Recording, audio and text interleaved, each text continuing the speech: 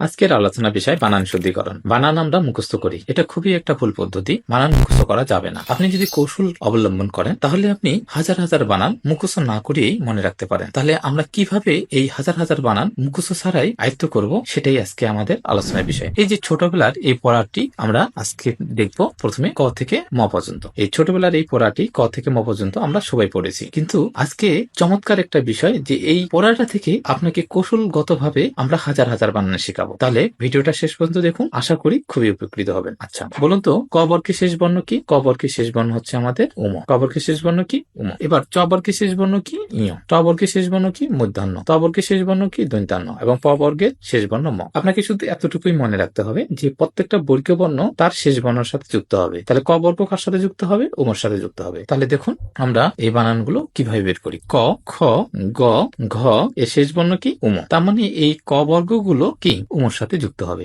দেখুন এই যে অঙ্ক বানান, এটা আমরা অনেক প্রবলেমের মধ্যে পড়ি যে অঙ্ক বানান কোনটা সঠিক, অনুস্বর ক না উময় ক। এখন আমরা যদি লক্ষ্য করি যে ক বর্গ, এই ক বর্গ শেষ বর্ণ কি? অনুস্বর না উম? অবশ্যই উম। তার মানে আমাদের সঠিক হবে উময় ক। এটা ভুল। তাহলে আজকে থেকে আমরা এই বানানটা লিখবো না। এই বানানটা ভুল। কেন ভুল? কারণ ক বর্গের শেষ বর্ণ হচ্ছে আমাদের কি? উম। এই কারণে আমাদের অঙ্ক বানানটা হবে উময় ক।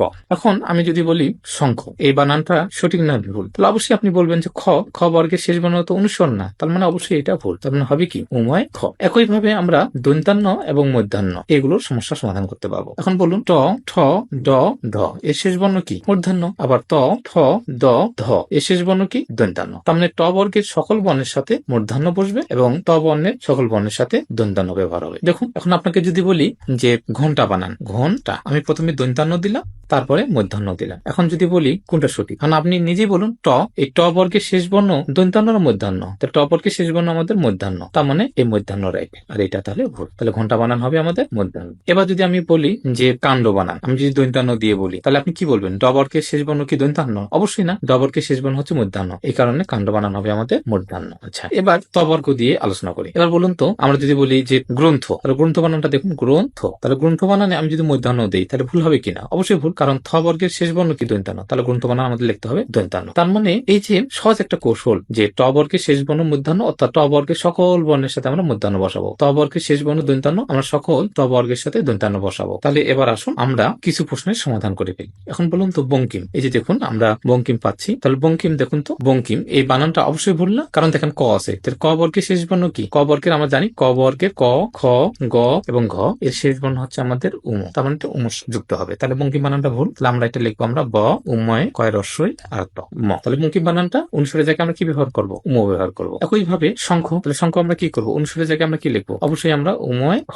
লিখবো। এইভাবে আমরা শৃঙ্খলা, সঙ্গী, সঙ্গে, লঙ্ঘন, তাহলে লঙ্ঘন বানানটা কি? ল, অনুসারে জায়গায় কি লিখবো? উম আর ঘ দন্ত্যান্ন। এইভাবে বঙ্গাব্দ, ব, অনুসারে জায়গায় কি লিখবো? উম, গয়াকা, বয়, দ। তাহলে দেখুন শুভাকাঙ্ক্ষী, তাহলে শুভাকাঙ্ক্ষী আমরা কি লিখবো? তাহলে এখানে আমরা উম লিখবো, উমরের জায়গায় ক্ষয় দীর্ঘ লিখবো। এইভাবে হিতাকাঙ্ক্ষী, তাহলে কি লিখবো? কেন? 1900, তারপর ক্ষয় দীর্ঘ লিখবো। তার মানে এই যে 10টা বানান, আমরা 10টা বানান কিন্তু আমাদের আর মুখস্থ করতে হচ্ছে না। আমরা অনুসারের জায়গায় কি ব্যবহার করবো? উম ব্যবহার করবো, কারণ ক, খ, গ, ঘ এই বর্ণগুলো যদি থাকে এদের সাথে যুক্ত হবে কি? উম, অবশ্যই অনুস্বর নয়। তাহলে এই জায়গাগুলো আমরা সঠিক করে ফেললাম। তাহলে খুবই সহজ। তাহলে অনুস্বরের জায়গায় কেন আমাদের উম ব্যবহার করতে হবে? কারণ ক, খ, গ, ঘ এই বর্ণগুলো উমর সাথে যুক্ত হয়। তাহলে এরকম বানান কি 10টাই আছে? না, এরকম অসংখ্য বানান আছে। তাহলে যে রকম বানানই আসুক না কেন আমাদের মুখস্থ করতে হচ্ছে না, আমরা শুধু মনে রাখবো ক, খ, গ, ঘ এই বর্ণগুলো পাইলে আমরা সেই জায়গায় উম ব্যবহার করবো। এবার আসুন কণ্ঠাস্থী, তাহলে ক, এখানে আমাদের দন্ত্যান্ন দেওয়া আছে, তাহলে দন্ত্যান্ন হবে ঠয়ের সাথে না, কি হবে আমাদের? অবশ্যই মধ্যাহ্ন হবে। কেন মধ্যাহ্ন হবে? কারণ আমরা জানি ট হোক, ঠ হোক আর ড হোক আর ড হোক এদের সাথে আমরা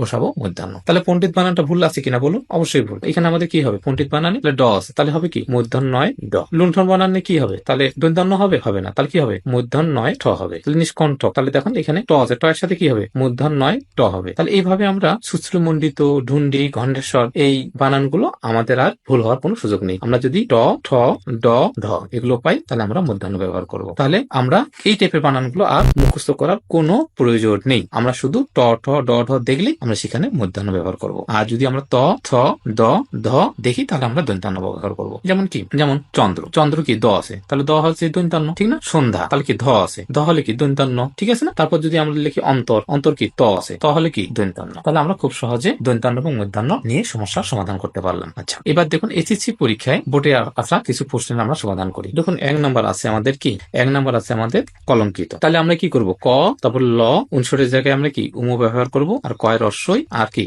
কলঙ্কিত হয়ে গেল। এবার 2 নম্বর দেখুন আকাঙ্ক্ষা। এই আকাঙ্ক্ষা বানানটা কতবার আসে দেখুন, ঢাকা বোর্ডে আসে, চট্টগ্রাম বোর্ডে আসে, এমন কোনো বোর্ড নাই যে আকাঙ্ক্ষা বানানটা আসেনি। এই বানানটা আসে কেন বেশি বেশি, একটু লক্ষ্য করুন কেন আসে, আমি একটু ব্যাখ্যা দিই। দেখুন আকাঙ্ক্ষা, এই আকাঙ্ক্ষা বানানে 2 জায়গায় আমাদের ঠিক করতে হয়। কিভাবে দেখুন, কা আমরা জানি অনুসরের জায়গায় কি হবে, ওমো ব্যবহার হবে, কিন্তু এই খটা চেঞ্জ হয়ে আবার এই যুতক্ষ হবে। কারণ প্রশ্ন হতে পারে কেন এই খটা চেঞ্জ হয়ে যুতক্ষ আমরা ব্যবহার করলাম। বুঝতে পেরেছি যে অনুস্বর ওমো হবে, এটা আমরা বুঝতে পেরেছি যে অনুসরের জায়গায় ওমো হবে, কিন্তু এই খটা কেন যুতক্ষ হলো দেখুন একটা আমি ব্যাখ্যা দিয়ে দিই। ব্যাখ্যা যেমন খিদে, খিদে আর ক্ষুধা, খিদে আর ক্ষুধা। দেখুন খিদে বানানে আমরা এই খ ব্যবহার করেছি, কিন্তু ক্ষুধা বানানে এই খ ব্যবহার করেছি, যুতক্ষ ব্যবহার করেছি। কারণটা কি? কারণ হচ্ছে এই চলিত রীতিতে আমরা এই খ ব্যবহার করব, কিন্তু সাধু রীতিতে আমরা কি যুতক্ষ ব্যবহার করব। তার মানে এই আকাঙ্ক্ষা বানানটা একটা হচ্ছে কি সাধু রীতি শব্দ বা তৎসম শব্দ। এই সাধু রীতি শব্দ হওয়ার কারণে এখানে আমরা এই খ না বসিয়ে আমরা এই খ ব্যবহার করব। তাহলে বুঝতে পেরেছেন? তাহলে এখন আমরা বুঝতে পেরেছি আকাঙ্ক্ষা বানানে এই যুতক্ষ কেন ব্যবহার হবে, কারণ এটা একটা হচ্ছে কি সাধু ভাষার শব্দ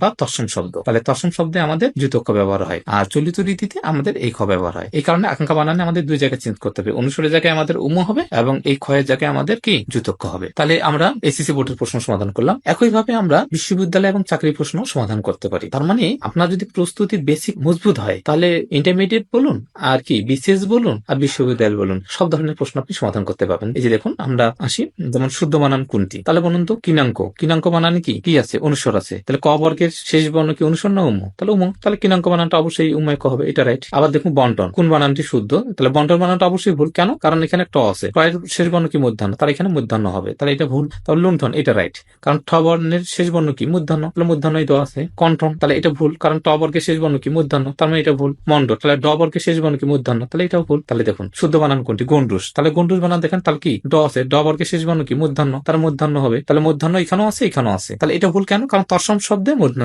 হয়, তাহলে এটা রাইট। তাহলে গন্ডুস শব্দটা একটা তৎসম শব্দ, যেমন এর আগে আমরা শিখলাম যে তৎসম শব্দে কি হয়, যুতক্ষ ব্যবহার হয়, ঠিক তেমনি তৎসম শব্দে আমাদের কি মূর্ধন্য ব্যবহার হয়। তাহলে গন্ডুস বানান এটা রাইট, তাহলে মূর্ধন্য এটা হবে, মূর্ধন্য হবে। তাহলে এইভাবে চমৎকার কৌশল ভাবে আমরা বাংলার অনেক প্রশ্নের সমাধান করব। আজকে এই পর্যন্তই, সবাইকে ধন্যবাদ।